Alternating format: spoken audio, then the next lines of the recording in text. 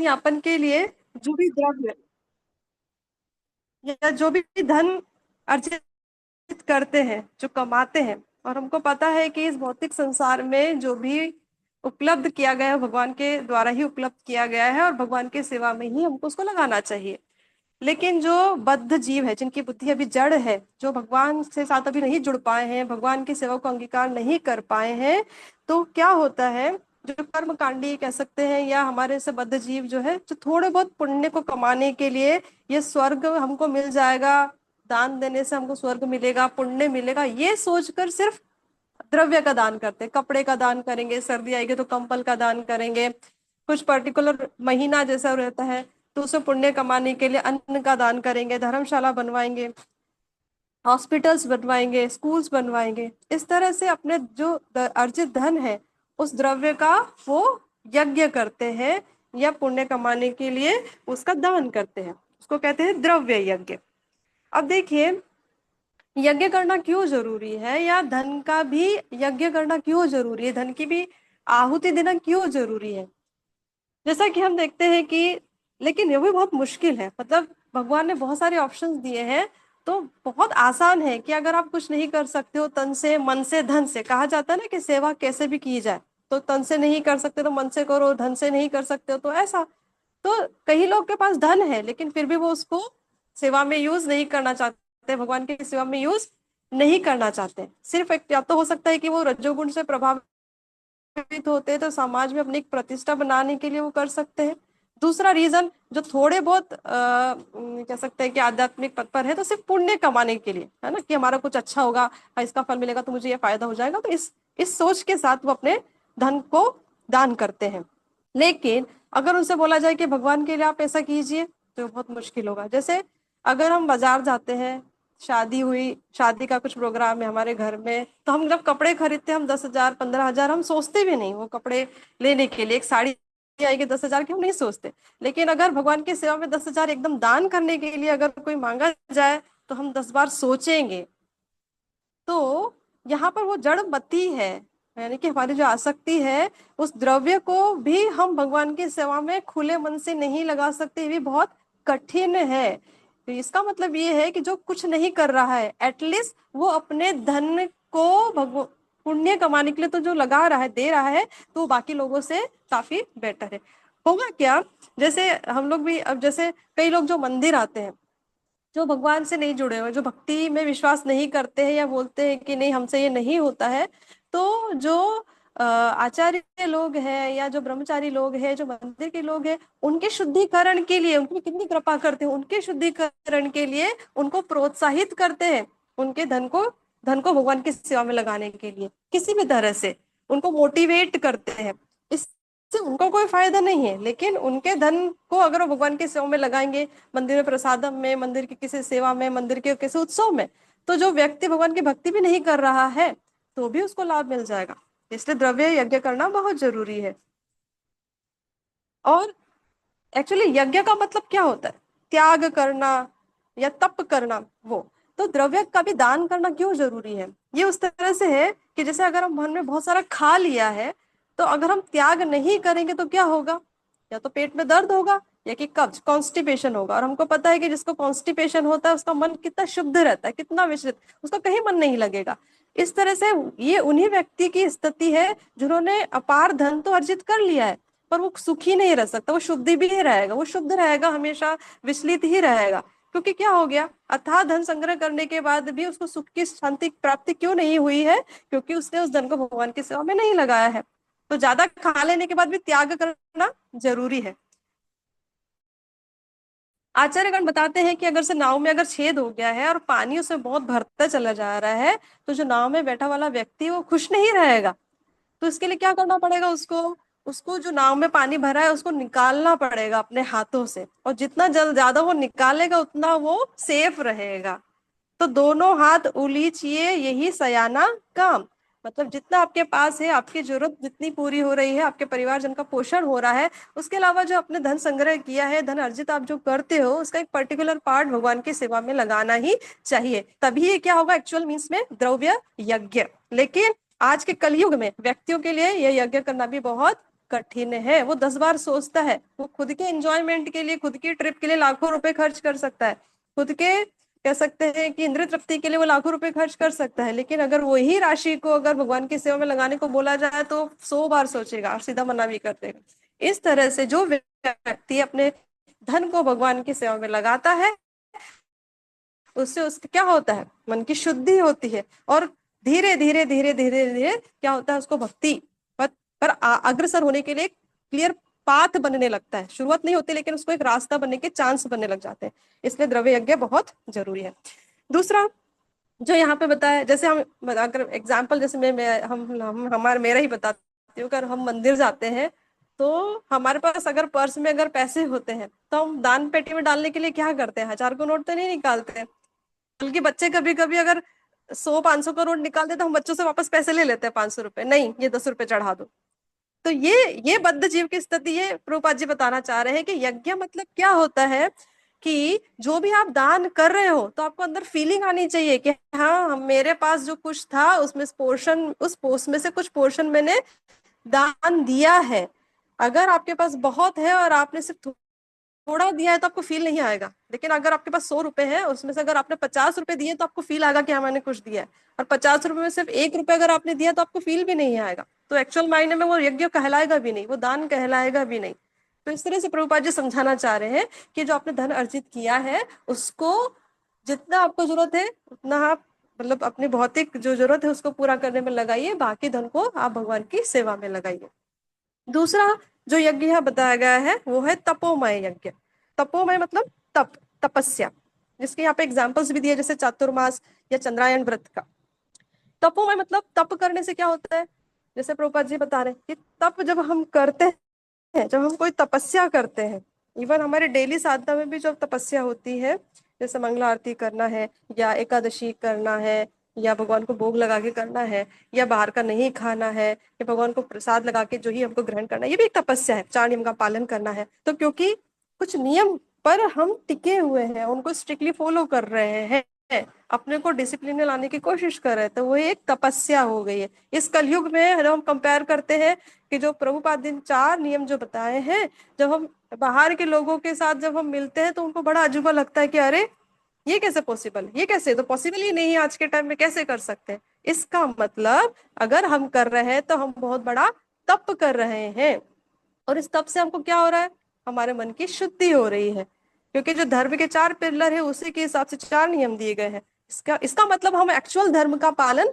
कर रहे हैं। इसलिए स्ट्रिक्टली हमको उस तपस्या को कंटिन्यू करके हमारे मन की शुद्धि करना चाहिए। तो तप करने से होगा क्या, तप करने से हमारा मन शुद्ध होगा।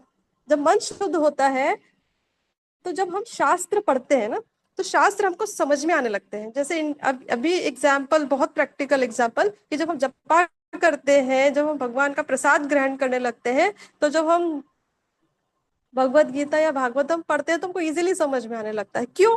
क्यों पहले भी हमको पढ़ते थे लेकिन सिर के ऊपर से जाता था। इसका मतलब क्या, तो अंदर जो कचरा था, जो हमारा मन अशुद्ध था, वो चीज अंदर नहीं समझ में आएगी, लेकिन धीरे धीरे जब वो मैल हटने लगा तो हमको थोड़ा थोड़ा समझ में आने लगा। तो तप करने का फायदा यही होता है कि हमारा मन शुद्ध होने लगता है।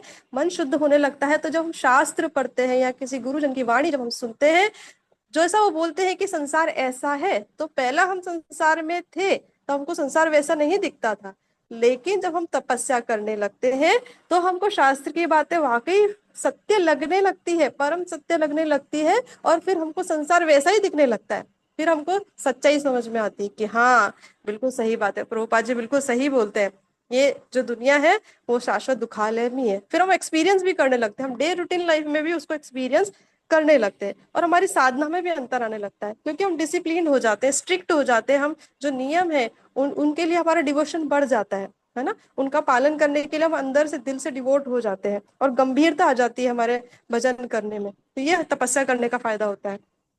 जैसे एग्जाम्पल यहाँ पे दिया गया है चतुर्मास का, 4 महीने। 4 महीने कैसे किया जाता है, बहुत कठिन तपस्या की जाती है, कि जैसे एक ही टाइम खाना होता है। कई लोग नियम बना लेते हैं कि 4 महीने हम कहीं नहीं जाएंगे, एक ही टाइम खाना खाएंगे, बाल नहीं कटवाएंगे।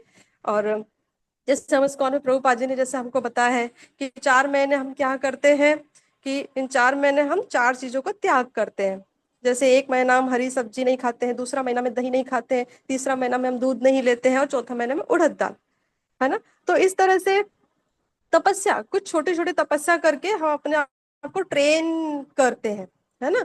लेकिन अब सोचिए, यहाँ पे जो एक एग्जाम्पल दिया गया है, चंद्रायन, चंद्रायन जो यज्ञ है, उस हम उसको कंपेयर कैसे करेंगे, क्यों प्रभुपाद जी ने इसका एग्जाम्पल दिया है इसको, चंद्रायन यज्ञ का। चंद्रायन यज्ञ में किया क्या जाता है कि जैसे पूर्णिमा से, जैसे पूर्णिमा से अगर शुरू किया जस्ट फॉर एग्जाम्पल, तो पूर्णिमा से अगर किया तो 15 ग्रास लेंगे, तो धीरे धीरे धीरे एक एक ग्रास आप कम करते चले जाएंगे। तो जब तक आप अमावस्या तक आएंगे तो वापस वो 0 हो जाएगा। फिर अमावस्या से आप कुछ नहीं लेंगे, मतलब जब पूर्णिमा से शुरू किया तो 15, एक दिन में 15 ग्रास ले सकते हैं। फिर आप एक के बाद अमावस्या पर पहुंचेंगे तो वो 0 हो जाएगा, उस दिन आपको क्या है, कुछ भी नहीं लेना है। फिर वापस प्रतिपदा से आप 1 ग्रास लेंगे, फिर द्वितीया को 2 ग्रास ले सकते हैं। इस तरह से इस नियम का पालन करते हैं। तो सोचिए, हमारे लिए नाम जप करना, संकीर्तन करना, जो 2 घंटा हम 16 माला जप जप करते हैं, वही हमको कितना भारी लगता है, उसमें हमको नानी याद आ जाती है। तो सोचिए, अगर श्री चैतन्य महाप्रभु की ये कृपा नहीं होती कलयुग के लोगों के लिए, कि सिर्फ आप कुछ नहीं करो, नाम जप करो, नाम जप करने के बाद भगवान का जितना प्रसाद आपको ग्रहण करना है करिए। जो चतुर्मास में कठिन लोग, कठिन कठिन नियम जो ले रहे हैं कि बाल कटवा नहीं कटवाना है, और कई कई लोग तो ऐसा भी करते हैं कि बिना नमक का चावल बनाते हैं, उस चावल को धरती पर रखते हैं, अपने हाथ को पीछे रखते हैं, और फिर मुंह से जितना खा पाते हैं उतना खाते हैं। कई लोग ऐसा नियम लेते हैं कि जैसे एक दिन में हमको 10 ग्रास ही खाना है, और फिर धीरे धीरे उसको कम करते चले जाएंगे, और फिर जैसे 15 दिन के बाद वो ऐसा दिन आएगा कि मतलब अगर कोई आपको दे देता है तो ही खाना है, नहीं तो मुंह से मांग के नहीं खाना है। तो आप सोचिए, वो तपस्या तो इम्पॉसिबल है हमारे लिए। हम सोचते हैं कि हम 16 माला करना हमारे लिए बहुत बड़ी बात है, हमको कितना कितना उसमें तकलीफ होता है। तो सोचिए, अगर ये कलयुग में ये नाम संकीर्तन चैतन्य महाप्रभु हमारे लिए नहीं देते, ये तपस्या हमारे लिए नहीं देते, तो हम तो कुछ नहीं कर पाते। तो हम कंपेयर कर सकते हैं कि सोचिए कि हमको ये ना, हमको 16 माला करना ही कितना बड़ा काम लगता है। तो सोचिए, अगर हमको इस तरह के कठिन कठिन अगर व्रत करने पड़ते तो क्या हम कर पाते। तो श्री चैतन्य महाप्रभु की कितनी बड़ी कृपा है कि सिर्फ आप अपना नाम जप कीजिए, और उसके बाद भगवान का कितना भी आप दिन भर प्रसाद लीजिए, तो कितना इजी है हमारे लिए, लेकिन हम वो भी नहीं कर पा रहे। तो हमारे हमारे लेवल को हम काउंट कर सकते हैं। इसलिए प्रभुपाद जी ने इंटेंशनली यहाँ पर ये हमको एग्जाम्पल दिया ताकि हम समझ सके तो एक्चुअल तपस्या क्या होती है। जब हम हिमालय वगैरह की बात करते हैं तो कितना कठिन लगता है कि कैसे वो लोग रहते होंगे, कैसे ठंडी में बर्फ में रहते होंगे। हमको कुछ नहीं करना है, हमारे घर में रह के हमको हमारी सारी जिम्मेदारियों को कंप्लीट करते हुए सिर्फ हमको भगवान की सेवा करना है, और उसका फल भी उतना ही मिलेगा जो इतने सारे यज्ञों के, अलग अलग तरह के यज्ञ, अलग अलग तपस्या जो करते हैं लोग, उसका फल उसी के बराबर मिलने वाला है। तो दूसरा हो गया तपोमय यज्ञ। तीसरा है यहाँ पर योगमय यज्ञ। जैसे कि 27वें श्लोक में योग प्राणायाम अष्टांग योग के बारे में बताया गया है, तो यहाँ पर प्रभुपाद जी उस योग को तीर्थ भ्रमण से भी बताते हैं कि जब हम फिर अलग अलग तीर्थ स्थलों का जो भ्रमण करते हैं, क्योंकि उससे भी पुण्य प्राप्त होता है ना। तो ये भी एक तरह का योग है। यहाँ पे जो योग, जो प्राणायाम है, पतंजलि के बारे में जो बताया गया है कि जो पतंजलि प्राणायाम योग जो करते हैं ना लोग, एक्सरसाइज जो करते हैं अभी, सिर्फ अपने स्वास्थ्य के लाभ के लिए करते हैं, बट एक्चुअल वो योग का एक 0.1% पार्ट है, वो एक्चुअल योग नहीं है ना। क्योंकि वो जो प्राणायाम कर रहे हैं, क्योंकि उसमें वो यम नियम का पालन नहीं करते हैं। यम नियम मतलब क्या, क्या करना चाहिए, क्या नहीं करना चाहिए। जब आप योग करते हो तो उसके भी कुछ रूल्स है, आप ये खा सकते हो, आप ये नहीं खा सकते हो, आप ऐसा रह सकते हो, आप ऐसा नहीं रह सकते हो, उसके कुछ रूल्स रेगुलेशंस है। लेकिन ये जो कलयुग में प्राणायाम किया जाता है, सिर्फ वो शरीर के स्वास्थ्य के लिए, उसका भगवान से कोई कनेक्शन नहीं है। और पतंजलि योगा में जो उनका जो मूल उद्देश्य होता है, वो भगवान से तदाकार होने का, ब्रह्म ज्योति तक उनके जाने का। तो अगर उन्होंने योग कर भी लिया तो अल्टीमेटली होगा क्या, वो ब्रह्म ज्योति में लीन होंगे। तो वहां पे तो भगवान के लिए वो डायरेक्ट से वो कुछ नहीं कर सकते, है ना, वहां पे तो कुछ भी नहीं है। फिर अल्टीमेटली क्या होता है, वापस से वो इस भौतिक जगत में आ जाते हैं। तो उसका करने का कोई फायदा नहीं हुआ। उसने तपस्या की, लेकिन अल्टीमेट उसको रिजल्ट वो नहीं मिलता है। तो इसके बारे में बताया है, यह है योगमय यज्ञ। लास्ट है यहाँ पे बताया गया है स्वाध्याय यज्ञ या ज्ञान यज्ञ। स्वाध्याय, और यहाँ पे दो वर्ड दिए हैं, एक स्वाध्याय दिया है और एक यज्ञ दिया है ना। तो स्वाध्याय मतलब जैसे हम सेल्फ स्टडी करते हैं, हम शास्त्रों को पढ़ते हैं, जैसे कल ही परसों ही प्रभु जी आप बता रहे थे कि श्रवण से भी हम यज्ञ करते हैं, इन कान रूपी हवन कुंड में हम आहुति देते हैं, है ना, सुनने श्रवण से, फिर उसका मनन करते हैं, हम समझने की कोशिश करते हैं। जैसे कोई नई बुक अगर मुझे दे दी जाए तो मैं पढ़ने की कोशिश कर रही हूँ और उसको समझने की कोशिश कर रही हूँ, ये मेरे लिए होगा स्वाध्याय। और ये ज्ञान यज्ञ कब बनेगा? जब मैं श्रवण करती हूँ, मनन चिंतन करती हूँ, उसके अर्थ को समझती हूँ और मेरे जीवन में उसको उसको लागू करती हूँ, उसको आत्मसात करती हूँ, तब जाके ये एक्चुअल क्या हो जाएगा? ज्ञान यज्ञ। इसलिए यहाँ पे दो शब्द दे दिए गए हैं, स्वाध्याय यज्ञ और ज्ञान यज्ञ। जब हम पढ़ते हैं शास्त्रों को, मनन करते हैं, चिंतन करते हैं और उसके समझने की कोशिश करते हैं, लेकिन हमको समझ नहीं आता। जैसे हम शुरू में भगवत गीता खुद से पढ़ते हैं तो हमको समझ नहीं आता, लेकिन जब हम किसी प्रामाणिक गुरु के आश्रय में उनको समझने लगते हैं और फिर आत्मसात करने लगते हैं, तब वो यज्ञ होता है ना। तो इसी के लिए बहुत जरूरी है कि हमको किसी प्रामाणिक गुरु के सानिध्य में ही हमको क्या करना चाहिए? शास्त्रों का अध्ययन करना चाहिए। इसके बाद प्रभुपाद जी बता रहे हैं कि चार यज्ञ जो है बताए गए हैं, द्रव्य यज्ञ, तपोमय यज्ञ, ज्ञान यज्ञ और स्वाध्याय और ज्ञान यज्ञ, योगमय यज्ञ, ये सारे के सारे यज्ञ, क्योंकि भगवान क्या है, ये सारे यज्ञ किसके लिए किए जा रहे हैं? जो भी कर रहा है तपस्या किसके लिए कर रहा है? भगवान की प्राप्ति के लिए कर रहा है ना। उनका उद्देश्य अल्टीमेटली यही होगा। तो इनडायरेक्ट सेवा है, लेकिन वो डायरेक्टली भगवान से कनेक्ट नहीं अपने आप को फील करते। यानी कि अगर कोई कह सकते हैं भौतिक व्यक्ति है, वो अगर अपने धन का दान कर रहा है तो उसके चित्त में अभी भगवान नहीं है। मतलब वो ये दान ये सोच के नहीं कर रहा है कि मैं भगवान की सेवा में लगा रहा हूँ। उसको सिर्फ पुण्य चाहिए और स्वर्ग की प्राप्ति चाहिए या समाज में प्रतिष्ठा चाहिए। पर इनडायरेक्टली हो क्या रहा है? जब उस सेवा में जो ब्रह्मचारी लोग हैं, जो मंदिर में जो भी गुरुजन रहते हैं, महाराज रहते हैं, उनके धन को जब भगवान की सेवा में लगाते हैं तो इनडायरेक्ट भगवान की सेवा में जाएगा, उसको लाभ तो मिलेगा। तो ये सारे जो यज्ञ किए जा रहे हैं, हम शास्त्रों का अध्ययन क्यों करते हैं? जैसे प्रभु जी आप भी बार बार पूछते हैं कि हम गीता का अध्ययन क्यों कर रहे हैं? भगवान की प्रसन्नता के लिए, है ना। हम किसी अलग अलग तीर्थन क्यों करते हैं? चार धाम यात्रा क्यों करते हैं? भगवान की प्रसन्नता के लिए। हम तपस्या क्यों कर रहे हैं? चार नियमों का पालन क्यों कर रहे हैं? भगवान की प्रसन्नता के लिए। तो जो भी यज्ञ किया जा रहा है वो क्यों किया जा रहा है? भगवान की प्रसन्नता के लिए। लेकिन ये जो चार प्रकार के यज्ञ दिए गए हैं, ये भगवान की डायरेक्ट सेवा नहीं है। ये भगवान की डायरेक्ट सेवा नहीं है, ये इनडायरेक्ट सेवा है। जैसे कैसे हम समझ सकते हैं कि जैसे भोजन बन रहा है ना, हमारे घर में भोजन बन रहा है, मम्मी भोजन बना रही है, फिर वो भोजन को पैक कर देंगी, है, और आप बाहर बैठे हो, लेकिन वो भोजन को पैक कर देंगी।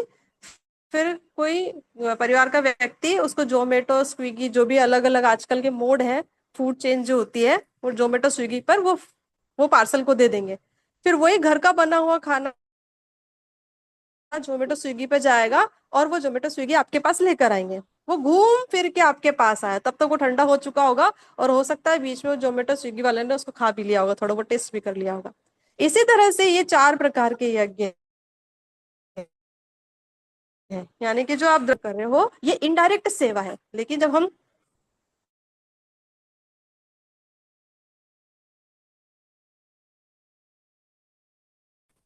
भगवान के हैं, किसी भी स्थिति में है, वहां पे जब हम नाम जप करते हैं, कृष्ण भगवान की सेवा करते हैं, आ, हमेशा उनका चिंतन करते हैं, तो ही हम क्या कर सकते हैं? भगवान की डायरेक्ट अनुभूति कर सकते हैं। और इसे प्रभुपाद जी बोल रहे हैं, कृष्ण भक्ति कर डायरेक्ट सेवा। कोई भी आप यज्ञ कीजिए, उसका जो अल्टीमेटली फल है, जो उसके वो कहाँ पर जाने वाला है? यज्ञ पुरुष कौन है? यज्ञपति कौन है? भगवान श्री कृष्ण है। तो जो कुछ भी इनडायरेक्ट जो किया जा रहा है कर्मकांडी लोगों के द्वारा, या जिस तरह के यज्ञ के जो एग्जाम्पल्स यहाँ दिए गए हैं, वो अल्टीमेटली भगवान के पास ही जाने वाले, लेकिन वो इनडायरेक्ट वे में जा रहे हैं। लेकिन जब आप भगवान की सेवा करते हो, नाम जप करते हो, तो वो डायरेक्ट सेवा होती है। जैसे कि यहाँ पे जैसे एक और एग्जाम्पल लास्ट में प्रभुपाद जी बहुत क्लियर यहाँ पे लिख रहे हैं कि क्यों कृष्ण भावनामृत जो है वो बहुत दिव्य है। अब दिव्य क्यों बताया प्रभुपाद जी ने यहाँ पर? क्योंकि जैसे हम जब हम शास्त्र का अध्ययन करते हैं, जब हम धीरे धीरे दान करते हैं, या हम स्वाध्याय कर रहे हैं, या नियमों का पालन करते हैं, तो धीरे धीरे जब हमारा चित्त शुद्ध होने लगता है, हम हम जब भक्तों की संगति में आते हैं, है ना, तो हमारा जब चित्त शुद्ध होने लगता है तो हमको चीजें समझ में आने लगती है। तब हम थोड़े से कह सकते हैं सीरियस हो जाते हैं, है ना, हम प्रयत्न करने लगते हैं। तो जो लोग तपस्या करते हैं ना, जो नियम का पालन करते हैं, उनके बिहेवियर में, उनके बॉडी लैंग्वेज में क्यों चेंजेस आते हैं? क्योंकि जब शुद्धि होती है तो आप डिसिप्लिन हो जाते हो, और आपका जो कह सकते हैं उद्देश्य जो है वो क्लियर हो जाता है। मतलब डाउट नहीं रहता, आपको क्लियर हो गया कि भाई उद्देश्य क्या है अपना, यहाँ से निकलना, फंसे हुए तो है, ये क्लियर समझ में आ गया है। अब आपकी जो साधना है वो तीक्ष्ण हो जाती है, ब्लंट नहीं रहती है, मतलब आप लूजली काम नहीं करते हो, अंदर से एक डेडिकेशन आ जाता है कि नहीं, मुझे कोशिश करना है, क्योंकि डाउट नहीं है, क्योंकि अब साधना क्यों कर रहे हैं, यहाँ से निकलना है, इसलिए मुझे ये साधना करना है।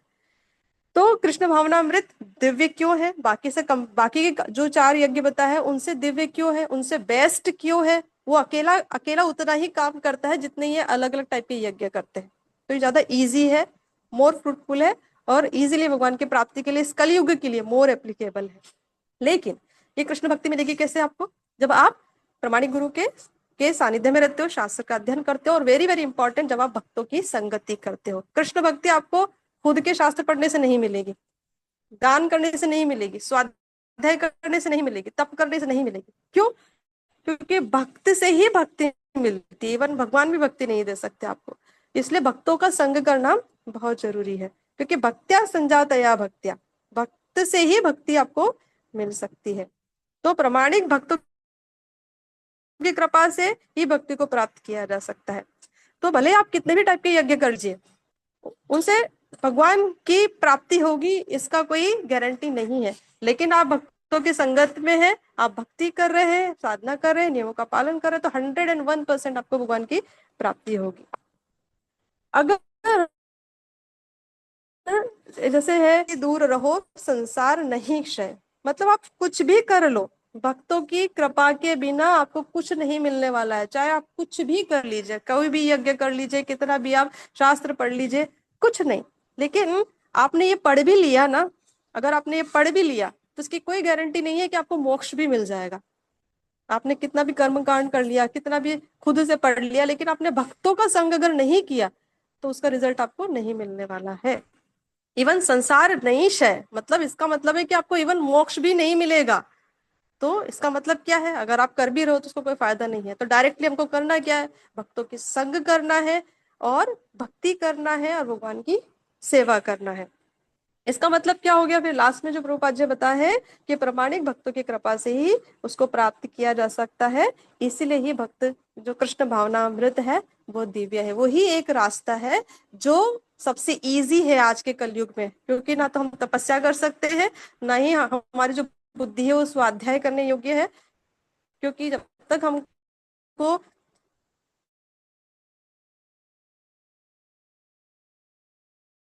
अ, हमको बड़ी बड़े प्रभुपाद जी ने हमको बहुत इजी वे बताया है, और बहुत आसान उस चीज को अगर हम फॉलो करेंगे तो सब कुछ इस भौतिक जगत में रहते हुए भी, हम इससे डिटेच रहते हुए भी, अपनी सारी जिम्मेदारियों को पूरा करते हुए भी भगवान की प्राप्ति कर सकते हैं। इसलिए कृष्ण भावना अमृत को यहाँ पे दिव्य बताया गया है, बाकी यज्ञ के अपेक्षा।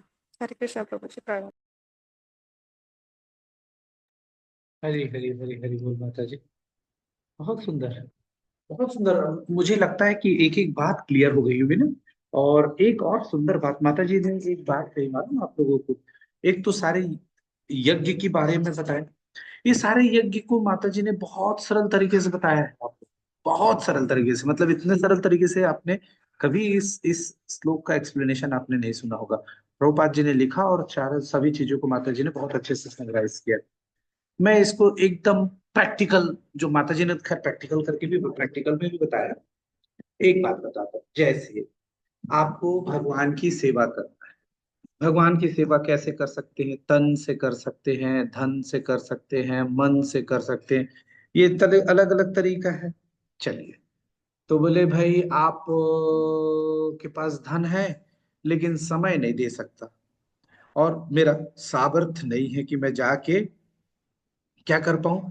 मंदिर में आज आज 150 लोग का प्रसाद बनना है, तो सब्जी काटने जा सकते हैं, बोले हाँ जाने का बहुत मन है, लेकिन चूंकि घर में मेहमान है नहीं जा सकते। अच्छा ठीक भाई, तो शारीरिक रूप से हमारी उपस्थिति संभव नहीं है, ठीक है, मानसिक रूप से भी हम नहीं कर पा रहे, तो हम क्या कर सकते हैं, आर्थिक रूप से कर सकते हैं। तो हम अर्थ देके, और इसके दो फायदे, अच्छा हाँ हाँ, चलिए माता जी बहुत सुंदर, कई बार इसकी चर्चा हो रही थी, दान। आप में से कितने लोग समझते हैं कि हम लोग दान करना चाहिए, दान करते हैं? सब लोग दान करते हैं?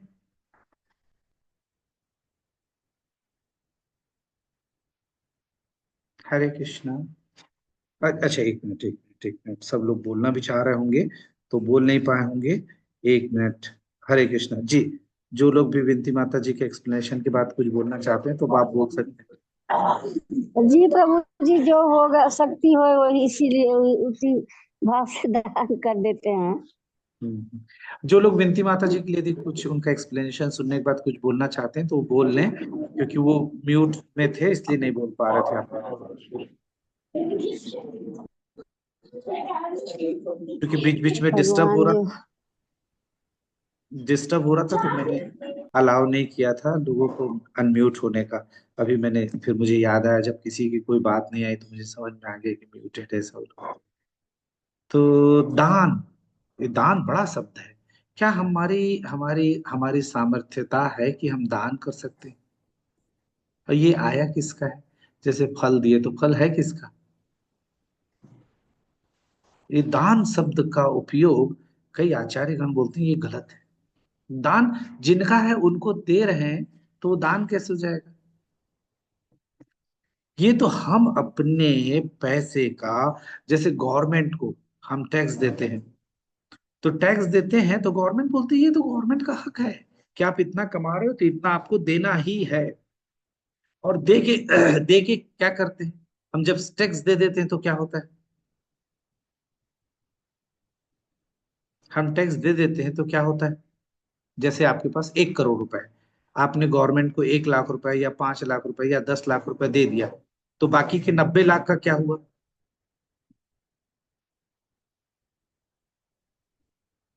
आप लोग अनम्यूट कर पा रहे हैं क्या कि नहीं कर पा रहे हैं? जी, उसको अभी कोई डर नहीं रहेगा। हरी हरी सुरक्षित बोल, है। हरी हरी बोल। तो विश्व विनोदा प्रभु जी बोल रहे फिर डर नहीं रहेगा। वो सारा पैसा जो ब्लैक मनी था वो सब व्हाइट मनी हो गया है नहीं? ऐसे ही हम लोग भी भगवान को यदि कुछ चढ़ा देते हैं, तो हमारा जितना भी इम्प्योर, हम जब कर्म, ये पैसा ये धन लक्ष्मी आई कैसे? हमने कर्म किया, उसके बल पे हमको फल मिला, तो वो कर्म के बंधन में हम फंस जाते हैं। तो जब हम इसको भगवान को डोनेट कर देते हैं, तो फिर क्या होता है, हम बाकी चीजों को फिर बिना दान बिना वो किए भी हम उसका उपयोग कर सकते हैं। तो ये नंबर 2 को नंबर 1 करने का एक तरीका है, समझिए दूसरे एंगल से, दूसरे तरीके से समझाने के लिए। तो एक तरीका तो ये है कि चूंकि हम शरीर से साथ नहीं दे सकते, कुछ लोग शरीर से भरपूर साथ दे सकते हैं, उनके पास धन नहीं है, तो वो अपना शरीर का साथ देते हैं वहां पे, 1 घंटे 2 घंटे 3 घंटे खूब सुंदर सेवा करते हैं, मंदिर का मार्जन करते हैं, भगवान के जो अर्च विग्रह में जो सामान यूज होने उनका मार्जन करते हैं, लोगों को भक्तों के लिए प्रसाद बनाने का सेवा करते हैं। तो ऐसे करके तमाम चीजों में वो लगते, कोई लोग कथा कीर्तन करने में लगे रहते हैं, आरती करने में लगते हैं, आरती की तैयारी करने में लगते हैं। तो इस प्रकार से कुछ लोग भगवान की प्रत्यक्ष रूप से शारीरिक रूप से सेवा कर लेते हैं। लेकिन कुछ लोग शरीर से नहीं कर सकते, तो क्या करना चाहिए उनको, अपना अर्थ लगा के उसको कर सकते हैं। तो ये अलग अलग विधि, इसीलिए माता जी बोल रही थी तप, है ना, तप यज्ञ। फिर हम लोग, माता जी ने तप बोला कि यदि हम ये भी नहीं कर पा रहे हैं, पैसा भी नहीं है, बड़े बड़े साधु, तो वो क्या करते हैं फिर, ज्ञान यज्ञ का उपयोग करते हैं, ज्ञान के माध्यम से दूसरे लोगों को भगवत साक्षात्कार करने में मदद करते हैं। पहले खुद ज्ञान प्राप्त करते हैं, और फिर लोगों को ज्ञान देकर कि क्या सही है क्या गलत है, क्या करनी है क्या न अकरनी है, उन चीजों को बता के फिर उसको ऐसा करवाते हैं। तो जब ऐसा करते हैं तो फिर वो क्या हो जाता है, फिर वो दूसरे लोगों को भगवान की ओर जोड़ देते हैं। तो इस प्रकार से भी कर सकते हैं। तो ये तमाम प्रकार की विधियां भगवान के लिए, भगवान की ओर मोड़ने के लिए बनी हुई हैं। हम हमारा सामर्थ्य क्या है? माता जी ने एक और बहुत सुंदर प्रयोग किया। 1 करोड़ रुपए है और 100 रुपए जाके चढ़ाए, तो भगवान बोले ठीक है चढ़ाए, उसमें उनको कोई एतराज नहीं। जैसे आपके घर कोई है, कोई आया, तो पहले सब खाना वाना खा लिए और उसके बाद 2 रोटी बची, बोले नहीं नहीं आप खाना खा के जाइएगा, 2 रोटी आप खा के जाइएगा, बोल के ही भेज दी। और बैठा के क्या किए, 2 रोटी बस खिला के भेज दी। क्यों? क्योंकि 2 रोटी बची। ये, इसको ठीक है, ये नहीं से सही है, लेकिन सही तरीका ये है कि पहले जो आया है मेहमान, उसको भर पेट खाना खिलाना चाहिए। और कई बार हम लोग, आजकल के लोग, पहले के लोग तो बहुत अच्छे से परोसते थे, मुझे ध्यान है। आजकल क्या करते हैं, ये हो गया हाँ हाँ ठीक है, ज्यादा जिद नहीं करना चाहिए, नहीं नहीं उसका जितना सामर्थ्य उतना खाना चाहिए, ये नहीं है सर। उनको बहुत मनोवृत्ति के साथ, नहीं नहीं आप तो पाइए, प्रसाद पाइए, अरे क्या हुआ आप कम क्यों खा रहे हैं, ऐसे बोल के उनको अच्छे से बैठा के अच्छे से खिलाना चाहिए। उनको पेट भर खिलाने के बाद बचे तब खुद को खाना चाहिए। लेकिन हम आजकल क्या करते हैं, पहले अपना खा पी लेते हैं, फिर थोड़ा बचा तो किसी को देना है, तो फिर उसको दान स्वरूप लेते हैं। तो ये तरीका उतना अच्छा नहीं है, ठीक, हम्म। नहीं से सही है, लेकिन सर्वोत्तम तरीका क्या है, पहले जो है उनको खिला पिला लें, सब खा पी ले, फिर उसके बाद अपने को करना चाहिए। तो ये, तो इस तरीके से माता जी ने बहुत सारे तप और यज्ञ ये सब बताया। उसका सरल विधि ये है कि हम सब पहले, हमें क्या करना चाहिए, पहले अपने धन को लगाना चाहिए, और भगवान जहां पे भी विष्णु सेवा हो रही है वहां पे खासकर जगह लगाना चाहिए। आगे हम लोग पढ़ेंगे कि ये अभी तो दान करना चाहिए। ये दान 3 प्रकार के होते हैं, सतोगुण, रजोगुण और तमोगुण। तो सतोगुण में दान होना चाहिए, तो कहीं पे भी दान नहीं कर देना चाहिए, अज्ञानता में नहीं करना चाहिए, दयावश नहीं कर देना चाहिए। किसी के ऊपर दया कर दिए और वो जाके दारू पी लिया या खा पी के मर्डर कर दिया किसी का, वो पाप का भागीदार है। उससे अच्छा तो बिना खाए पिए रहता तो ही ठीक। तो हमें क्या करना है, जहाँ पे भगवान वैष्णव सेवा हो रहा है वहां पे, जहाँ पे भगवान के अर्च विग्रह की सेवा हो रही है वहां पे, जहाँ भगवान के मंदिर, विष्णु मंदिर बन रहा है वहां पे,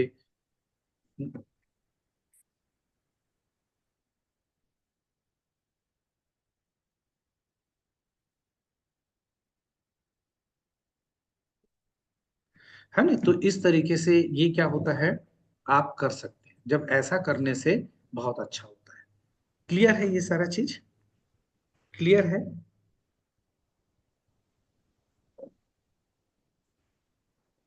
जी प्रभु जी।